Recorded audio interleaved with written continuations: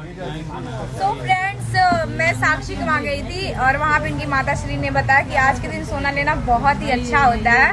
तो ये मुझे जबरदस्ती लेके आई है, आप लोग देख सकते हैं।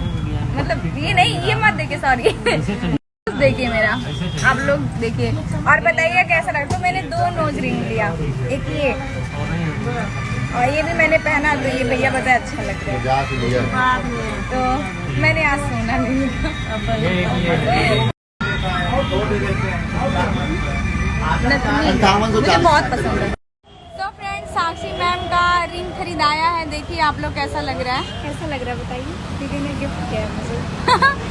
Thank you. हाँ, मोस्ट वेलकम। आ जाओ। तो दोस्तों, देखा आप लोगों ने ये जो गिफ्ट किया है अंजलि ने साक्षी को। तो आप लोग जानते ही होंगे कि अक्षय तृतीया के दिन सोना खरीदना कितना शुभ होता है। और ये रही अंजलि की नोज रिंग जो इन्होंने पहनी हुई है।